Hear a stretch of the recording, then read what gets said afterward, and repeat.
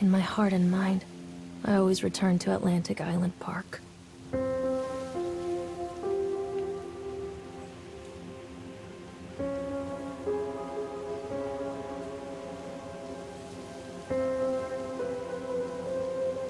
Where's Mr. Bear? I haven't seen Mr. Bear, Callum.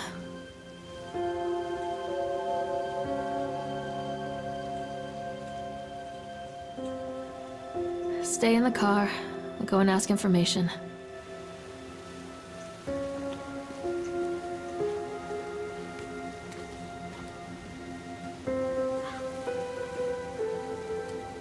Attention, patrons. The park is now closed. Please make your way to the car park at your earliest convenience. Employees, prepare the park for shutdown.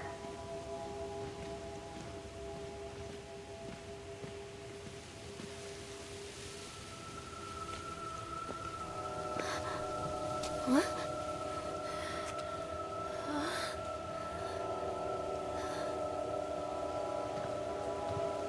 Hey, Lorraine. Lorraine. Don't blame yourself, Lorraine. People lose things all the time. Take a deep breath. Think about the last place you saw your son's teddy bear. Hey, stop! I think your boy just ran into the park.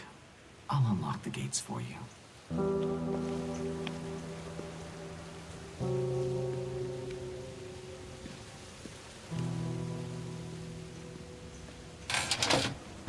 Callum, where are you going? This way!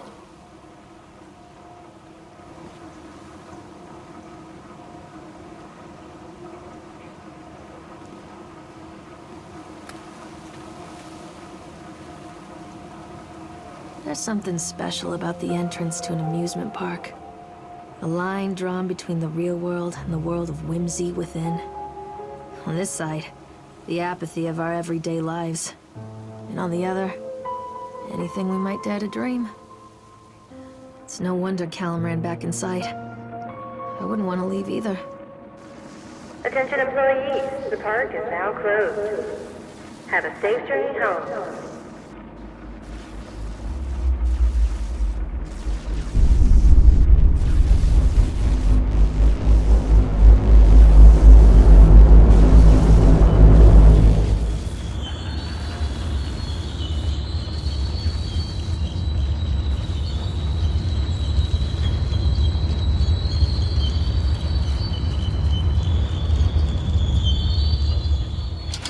Oh God. The park. What happened here?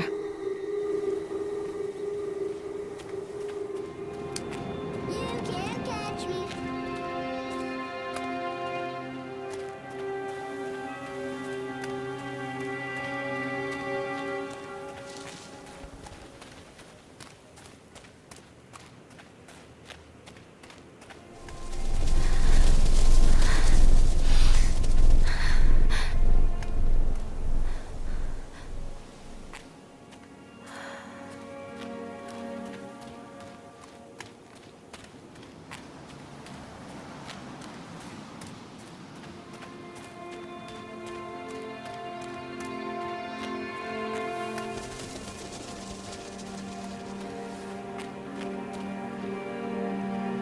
I think this belongs to Callum.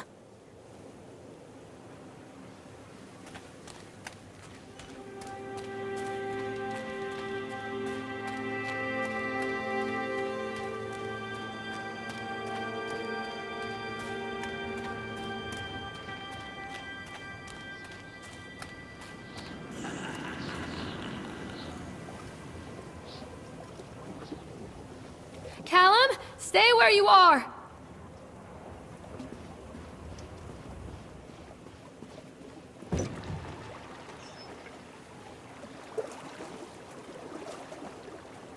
Come on, Mommy!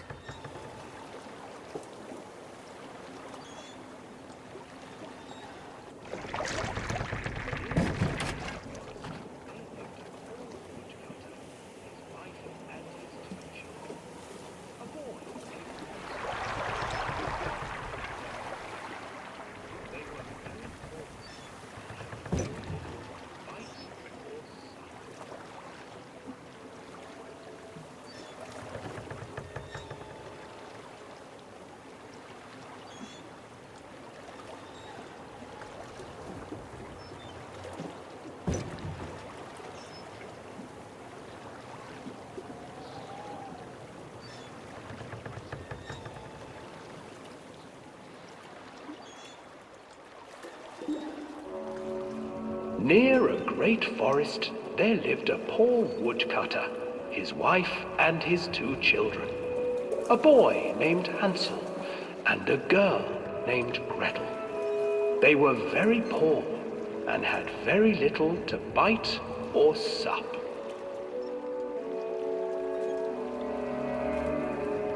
"What will become of us?" the woodcutter asked his wife one night. "I tell you what, husband, we will take the children into the thickest part of the forest tomorrow and abandon them there." "No, my wife, I cannot do that," said the man. "Then we will all 4 starve, you fool." Hansel and Gretel overheard their parents talking, and Gretel began to weep. "Do not fret, Gretel," Hansel said. He crept out of the hut and gathered white stones from the ground to fill his pockets.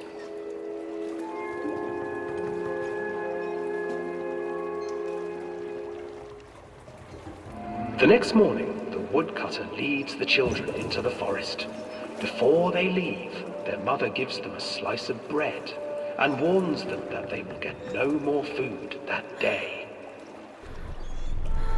Clever Hansel leaves a trail of white stones behind them as they pass into the woods. When their father leaves them, the children wait a while, then follow the trail back to their parents' house.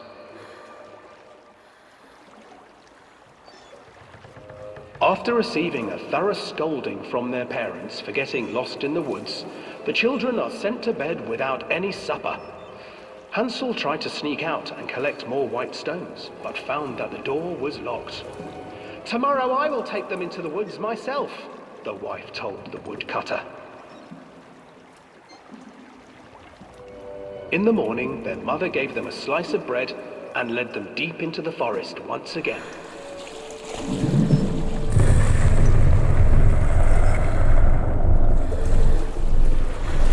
Hansel broke his bread into pieces and left a trail of breadcrumbs to lead them safely home.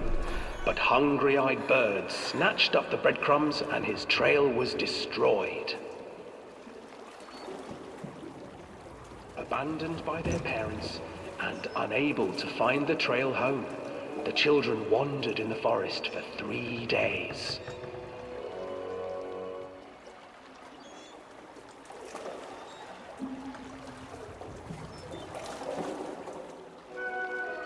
The children stumbled into a clearing with an exceedingly strange house. Its walls were made of gingerbread, and its windows were panes of clear sugar. Hansel, desperately hungry, ran forward and began to nibble on the walls.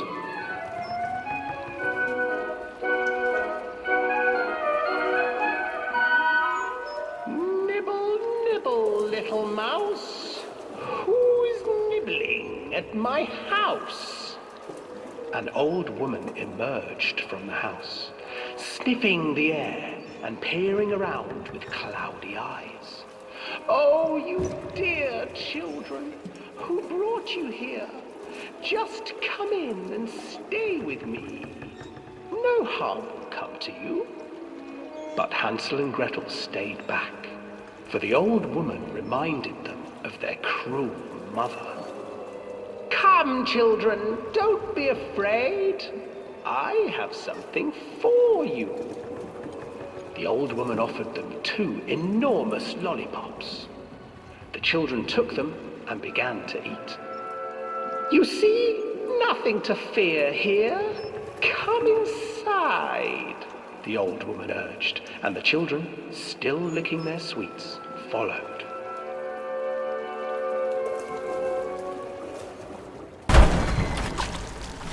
Once inside the house, the old woman changed. She stuffed Hansel into a cage and put Gretel to work, sweeping and cleaning her hut. "Your brother will make a good mouthful," the old witch told Gretel. "Once he is fattened up, I shall feast upon him."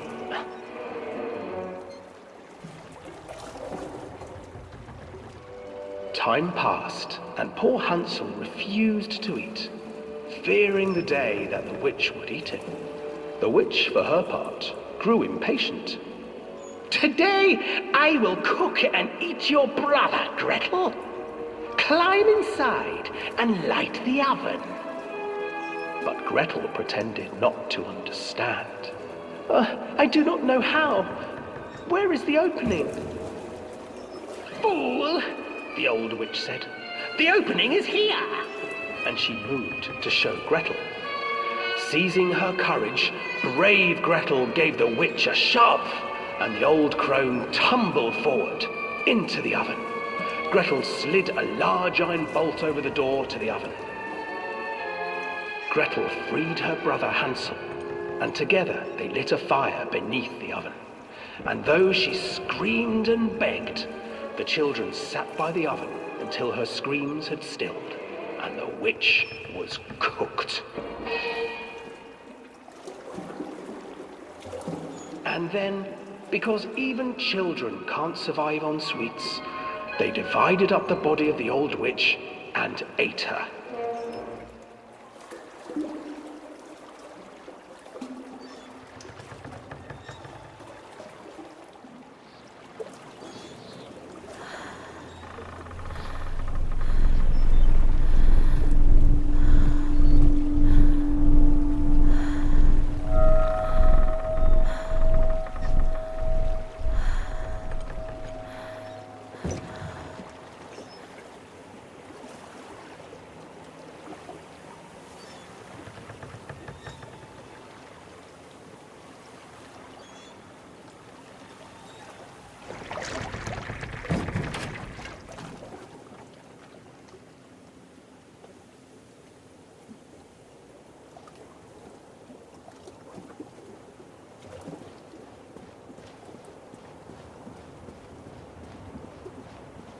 Hansel and Gretel. I used to read it to Callum when the electricity was shut off. Those poor children. The whole world against them. The forest, the birds, the old witch, even their own parents. I used to imagine that Callum and I were the kids in that story. Not mother and son, but brother and sister, hand in hand against the unkind world. We were always hungry, looking for our own house made of candy. Looking for the sweetness that could take the pain away. Hunger leads people to desperate, terrible places where the tree branches reach like claws.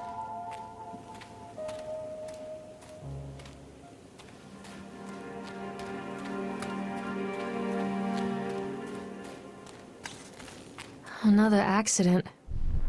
This place.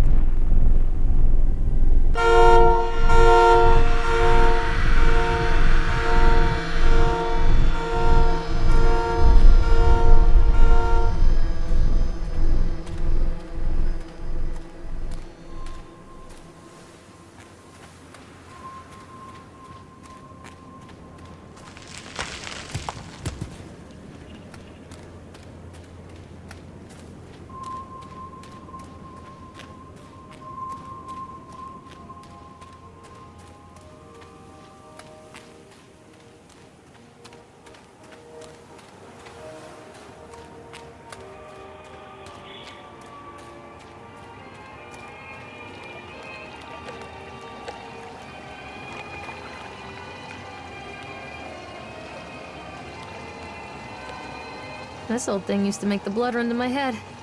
Make me dizzy. The guy just snapped. Those poor kids.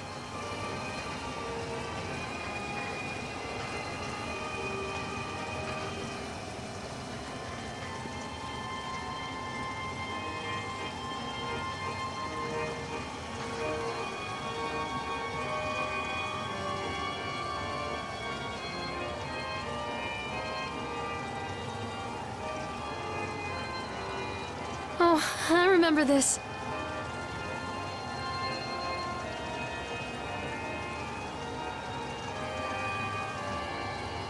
Treachery hides in thoughts.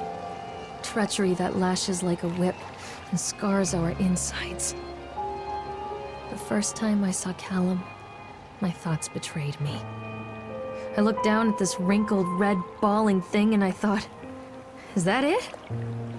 We build our world from expectations, and the world that I had built for Callum was no different. He was so real, so there, and so far from my expectations. And they shattered, and as they fell in pieces, that one treacherous thought became a new foundation. All of the love that we shared, all of the warmth and goodness that followed, built on a single, traitorous thought.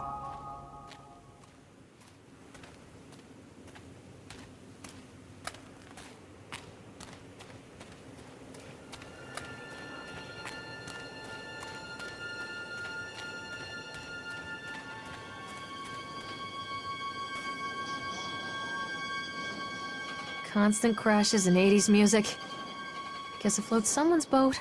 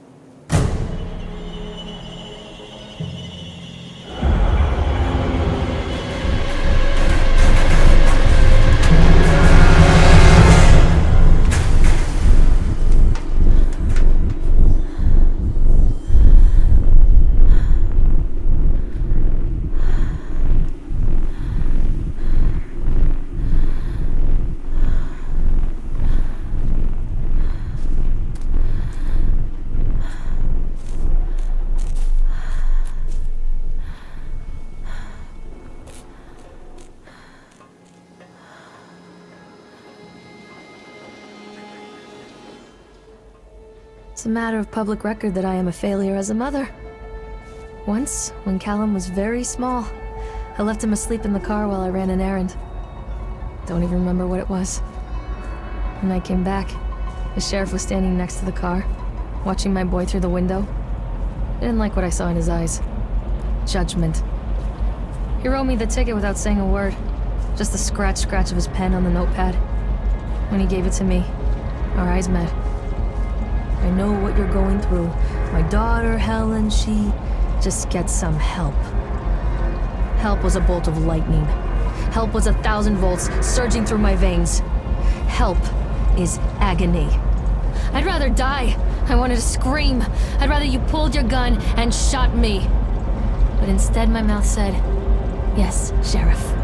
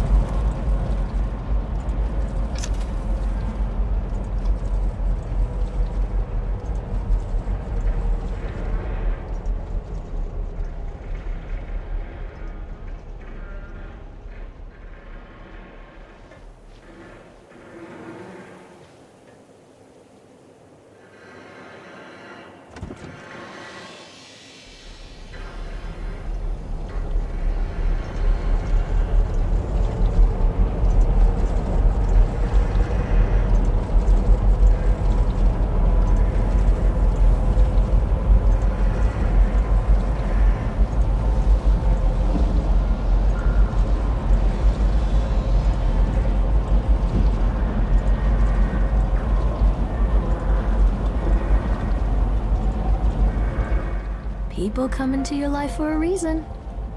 Dad used to say that before Mom ran off. After that, he mostly just drank. Things were different for Don and I. When we met, I was sweeping the floor at Susie's diner. He came in with some workers, but he didn't try to flirt or cop a feel like the others. He just ordered a coffee and sat there, watching me. When my shift was over, he offered to walk me home. I don't know how to describe that walk.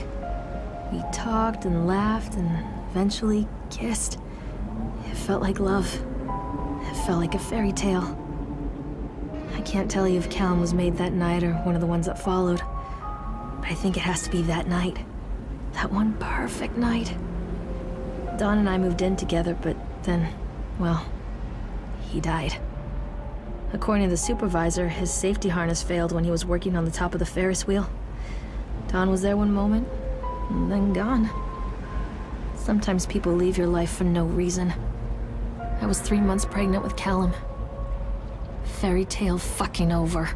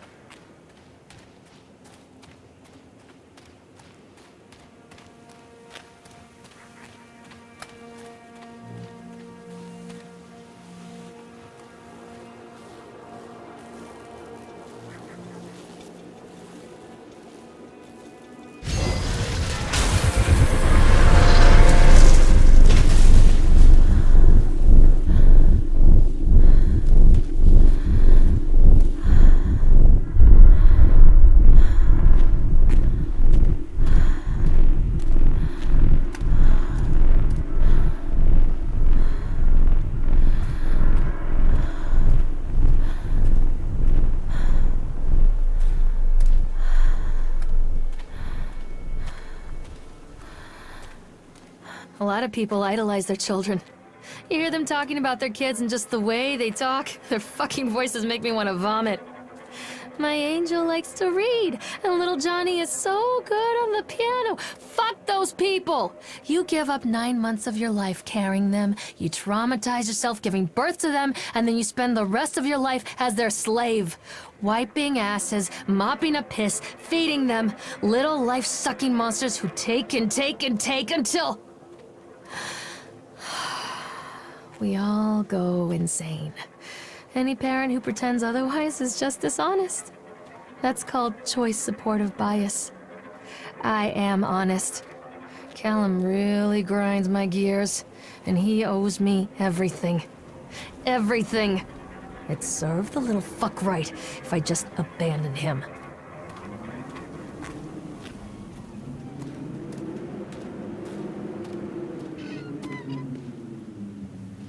I always wanted to ride this one.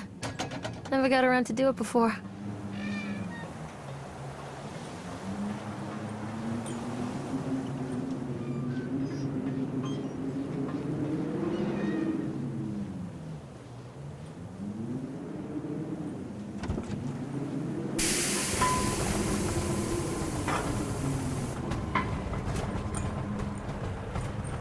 What do you want? We need to talk about Callum. What do you mean? What have you done to him? That's insulting.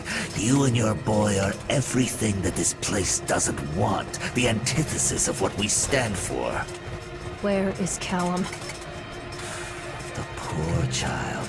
He tried so hard to do what he was taught. He even left you a trail of breadcrumbs. But the park is just so hungry. Tell me where my son is. The witch has him now. Has both of you. No happy ending here, I'm afraid. Just leave me alone. Fool. You always were.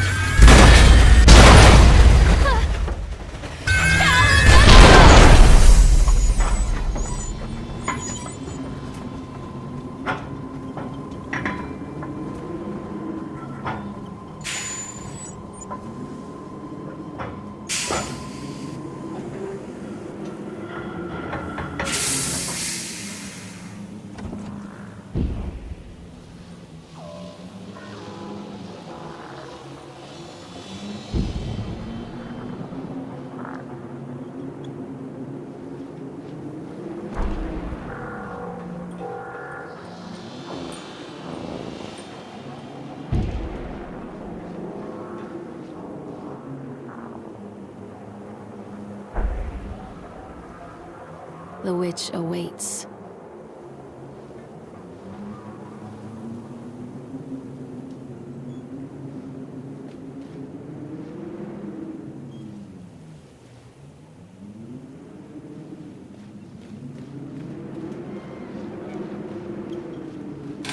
Callum has bruises on his arms, finger marks. Someone has been hurting him! I've asked him, demanded really, to know where he got the marks. But he doesn't want to answer me. Something has scared him into silence. He doesn't dare talk. He's been changing too. Something sinister lurks in the darkness behind his eyes. I catch him staring at me at odd moments. In the night, he tosses and turns and cries out words that I cannot understand. When I try to soothe him, he snaps and bites at my fingers. I think he wants to talk to me. I think he wants to tell me. But they are watching him every minute of every day. They are whispering to him in his sleep, changing him. They are taking my baby away from me. I can save him. And there will be pain. But I love him, and in the end, he will understand why.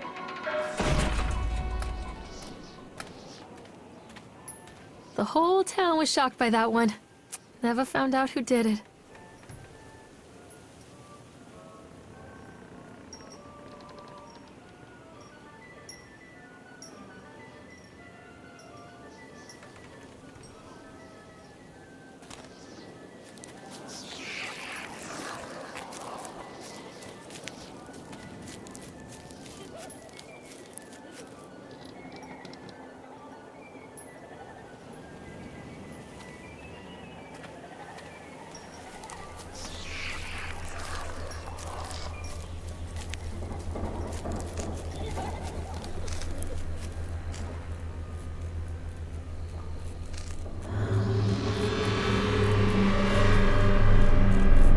Bastard. Who did this to him?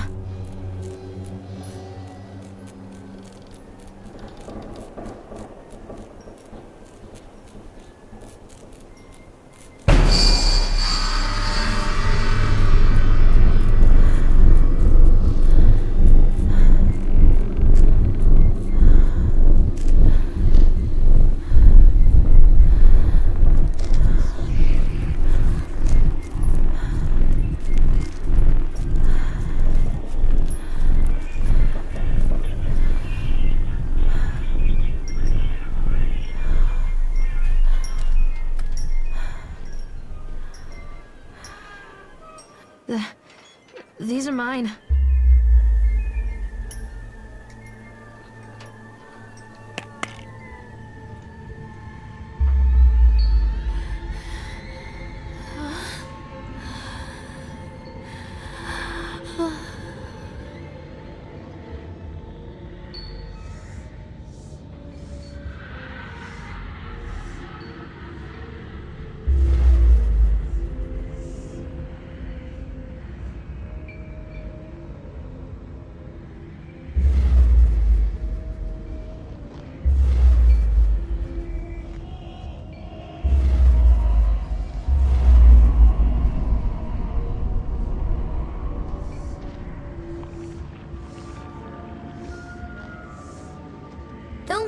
catch me.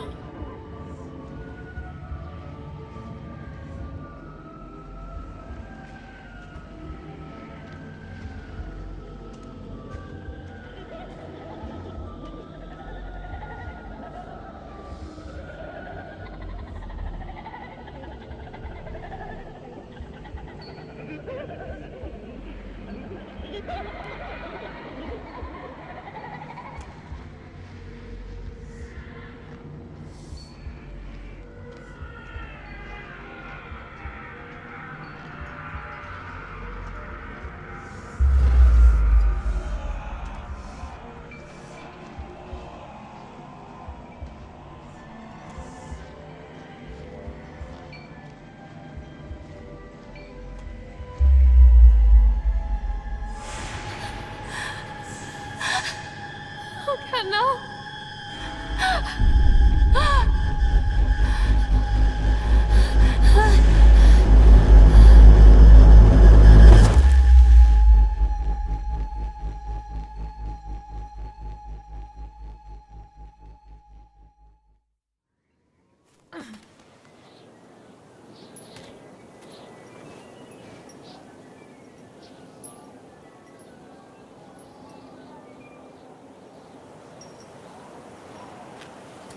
The park is a collage of contradictions all of its own.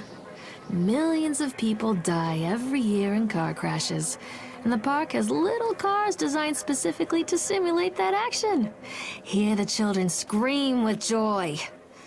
In the sideshow alley, you can walk away with 15 cents worth of mass-produced Chinese teddy bears, while a grinning carny pockets your hard-earned $5.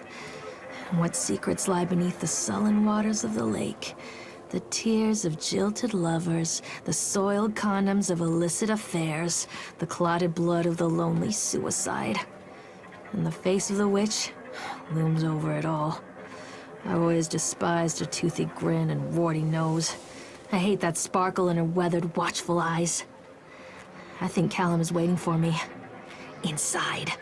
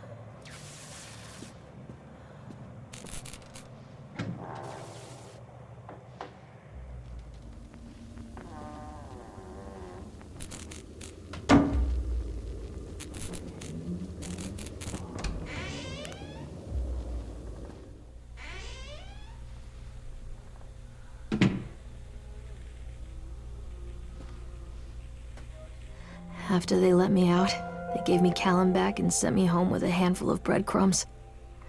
Home, bittersweet home. I barely recognized it. Where there had been color and light, there were shadows and regrets.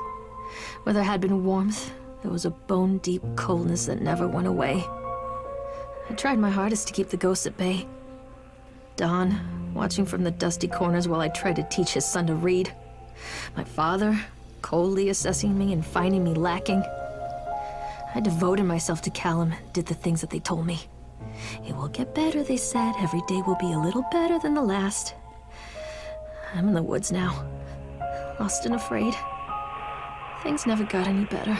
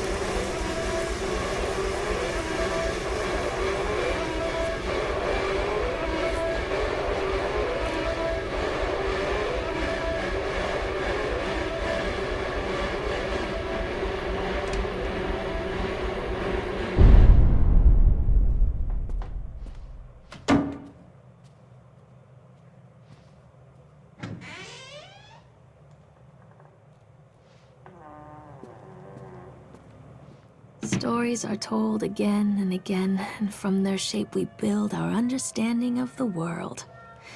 Two children are led into the woods. They are lost for a time, but then are captured by an old witch. A child goes missing in Atlantic Island Park. He wanders lost for a time before finding his way into the mouth of an old witch. In the oldest version of this story, the mother and the witch were the same person. I never wanted to be the witch, but I am, aren't I?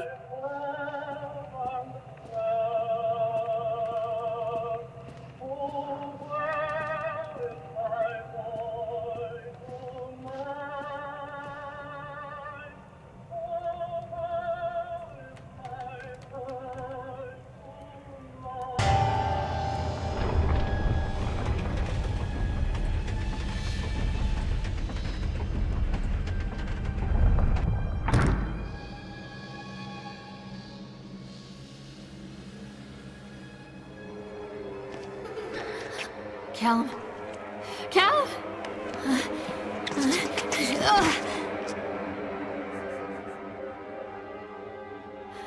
Callum. Callum.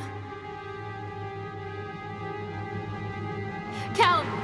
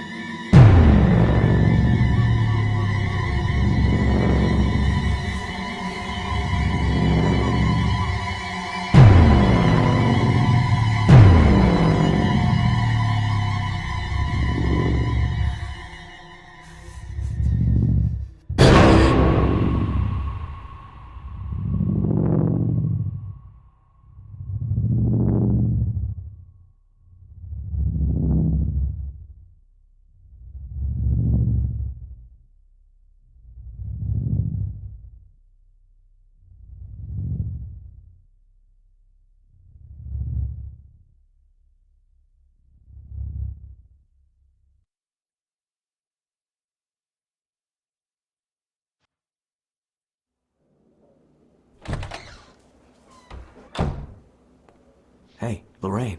Lorraine. Don't blame yourself, Lorraine. People lose things all the time.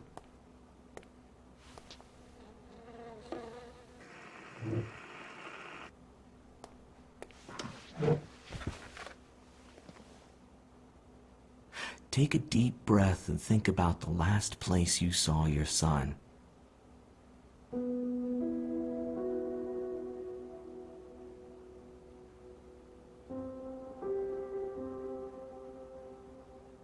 In my heart and mind, I always return to Atlantic Island Park.